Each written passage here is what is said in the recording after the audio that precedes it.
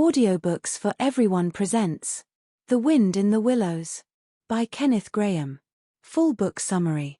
On the banks of a gently flowing river, under the dappled shade of willow trees, lived a modest and good-natured creature named Mole. One spring morning, tired of cleaning his underground home and drawn by the warm sunlight and the call of the open air, Mole decided to leave his burrow behind.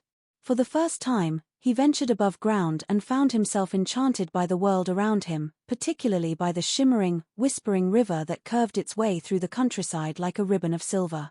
It was at this riverbank that Mole met the water rat, or simply Ratty, a cultured and contented animal who lived in a snug little house carved into the riverbank. Ratty was the very image of the river itself, peaceful, gentle, and fond of boating. When Mole expressed his curiosity about the river and boats, Ratty immediately took him under his wing. With warmth and excitement, he introduced Mole to the joys of life afloat, the lazy days rowing downstream, picnics packed with cold chicken and ginger beer, and the ever-present murmur of the water. From that moment, Mole and Rat became the dearest of friends. Mole moved in with Ratty, and together they shared many adventures. Ratty's quiet world was soon expanded as Mole met more of the riverbank residents, including the wise and reclusive Badger, who lived deep in the heart of the wild wood, a dark and tangled place that Mole would soon learn was not as friendly as the sunlit riverbank. One winter's day, driven by curiosity and a desire to meet Badger, Mole set out into the wild wood alone. The trees loomed above him, creaking and groaning in the cold, and strange eyes watched him from the shadows. Lost and frightened, Mole wandered deeper into the forest until Rat, sensing his friend's absence, bravely set out to find him. Eventually, the two were rescued by Badger himself, a gruff but kindly figure, who brought them into the warmth of his great underground home.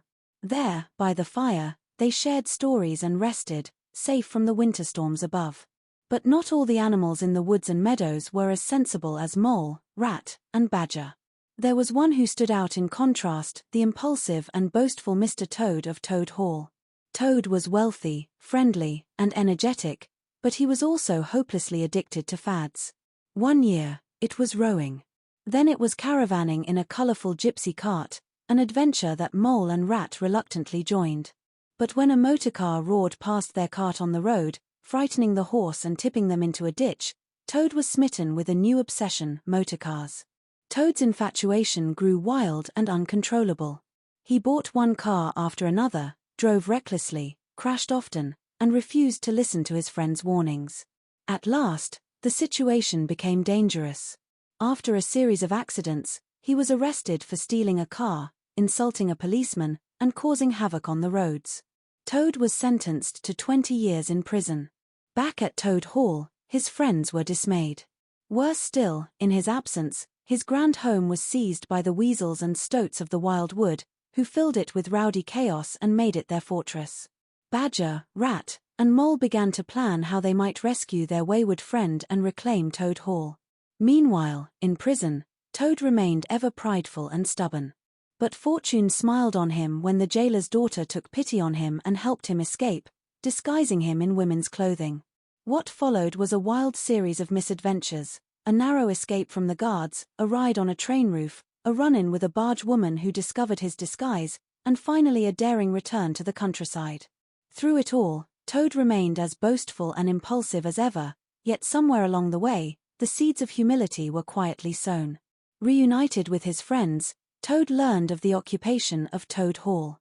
Badger, ever the tactician, proposed a secret plan. They would infiltrate the hall through a hidden underground tunnel known only to the old families of the forest.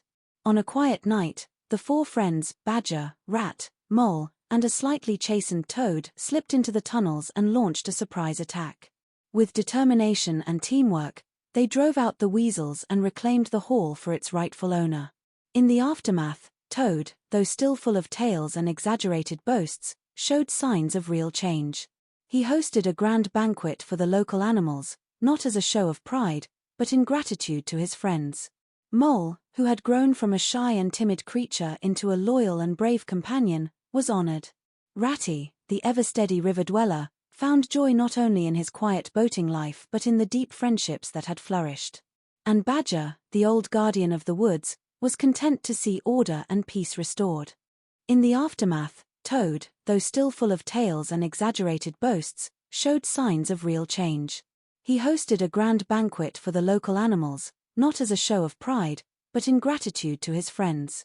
Mole, who had grown from a shy and timid creature into a loyal and brave companion, was honored. Ratty, the ever-steady river dweller, found joy not only in his quiet boating life but in the deep friendships that had flourished. And Badger, the old guardian of the woods, was content to see order and peace restored. Though the seasons turned and life returned to its gentle rhythm, the adventures had changed them all. Mole had found a new home and family. Rat had reaffirmed the richness of friendship. Toad had, at last, begun to mature. And the river, the wood, and the hills remained, as always, quietly watching, whispering, and flowing onward.